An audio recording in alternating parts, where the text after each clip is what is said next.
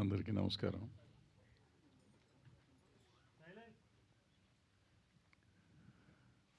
రామోజీరావు గారు ఆనాడు ఈటీవీ పెట్టినప్పుడు కాదు, Usha Kiran movie స్థాపించినప్పుడు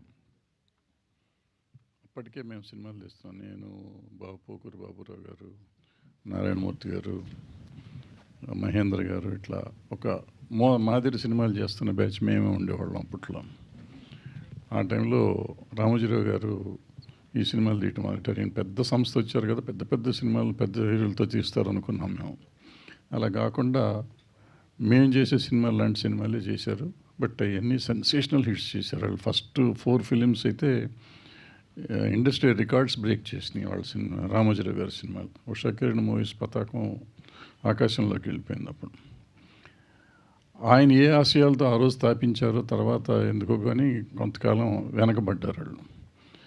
ETV win పెట్టినప్పుడు కూడా ఈటీవీ విన్ ఆయన ఒక కళ. ఈటీవీ విన్నే కదా, ఈటీవీ స్మాల్ ఛానల్స్ 60 అనుకుంటా కదా.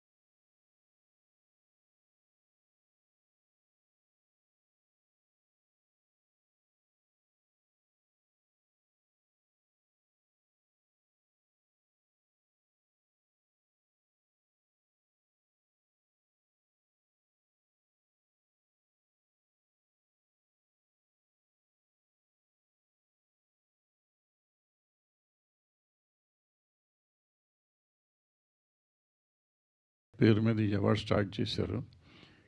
ఈ అవార్డ్స్ ఇచ్చినప్పుడు అసలు స్టేట్ అవార్డ్స్ అంటేనే ఒకప్పుడు చాలా బ్రహ్మాండంగా ఉండేవి. తర్వాత మధ్యకాలంలో కమర్షియల్ సినిమాలకి, ఏదో సినిమాలకి పెద్దవాళ్ళకే ఇస్తారు అనే ఒక నానుడి ఉండిపోయింది. కానీ ఈ సంవత్సరం అవార్డ్స్ చూస్తే హ్యాట్స్ ఆఫ్ టు జ్యూరీ. ఆ జ్యూరీతో పాటు డెఫినెట్గా గవర్నమెంట్ ఇంటర్ఫియరెన్స్ ఉండుంటే వీళ్ళందరికీ అవార్డులు వచ్చాయి కాదు గ్యారంటీగా. సో గవర్నమెంట్ని కూడా అభినందిస్తూ ఈ కొత్త కథలు తెప్పించి కొత్త ధైర్యం, నాకు ఆల్మోస్ట్ ఈ డైరెక్టర్లందరితో అవార్డ్స్ రాకముందే ప్రొడ్యూసర్లు డైరెక్టర్లతో కూడా నేను ఈ నితిన్కి ఫోన్ చేసి నెంబర్లు తీసుకుని రోజు మాట్లాడుతూ ఉండేవాడిని. అంటే ఇన్స్పిరేషన్, వాళ్ళతో మాట్లాడతాం, ఒక ధైర్యం వచ్చేది, ఒక ఇన్స్పిరేషన్ వచ్చేది. వాళ్ళకు వచ్చిందో లేదో తెలియదు కానీ నాకు మాత్రం ఇన్స్పిరేషన్ వచ్చింది ఆ పిల్లలతో మాట్లాడుతున్నప్పుడు. సో అందుకని ఇలాంటి సినిమాలు తీస్తున్న పిల్లలందరినీ ఎంకరేజ్ చేసిన ఈ పిల్లలు, వీళ్ళు కూడా పిల్లలు, పెద్దవాళ్ళుగా సాయి నితిన్ ఇంకా పిల్లలే, ఇంకా పెద్దవాళ్ళు అయ్యామనుకుంటున్నారో తెలియదు నాకు. సో బాపినెట్ గారు ఎప్పుడూ ఉంటారు, ఆయన ఎప్పుడు సపోర్ట్ చేస్తూ ఉంటారు. సో ఈ గవర్నమెంట్ని, మా పర్టికులర్గా నా జ్యూరీని ఎంకరేజ్, ఎంత అంటే అంత. అసలు వాళ్ళు ఏ ధైర్యంతో ఈ అవార్డులు ఇచ్చారు నాకు అర్థం కావట్లా. ఎప్పుడు ఎతుకుతూ ఉంటాము. నేనైతే పర్టికులర్గా ఎప్పుడు ఒక మైక్ పట్టుకుని ఎప్పుడు ఎవరిని తిడదామా అని ట్రై చేస్తూ ఉంటాను నేను. అటువంటిది కూర్చొని దిల్రాజు పక్కనే కూర్చున్నాను నేను, అనౌన్స్ చేస్తున్నంతసేపు లిస్ట్ చెక్ చేస్తున్నా. ఇప్పుడు ఏది ఈ అవార్డుకి తిడదాం, ఈ అవార్డుకి తిడతానికి ఛాన్స్ ఇవ్వలేదు ఆయన. అలా అద్భుతమైన అవార్డులు ఇచ్చారు. ఇది కాదు అంటానికి లేదు, అటువంటి అవార్డ్స్ ఇచ్చారు. అది ఎందుకు వచ్చినాయంటే ఈ పిల్లలు అంత అద్భుతమైన సినిమాలు తీశారు.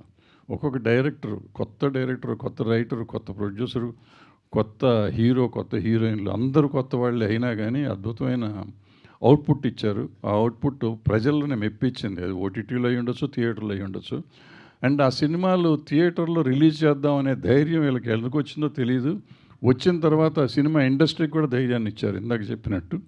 సో వీళ్ళందరినీ అభినందిస్తూ సెలవు తీసుకున్నాను. Thank you. Thank you Bharadwaj గారు.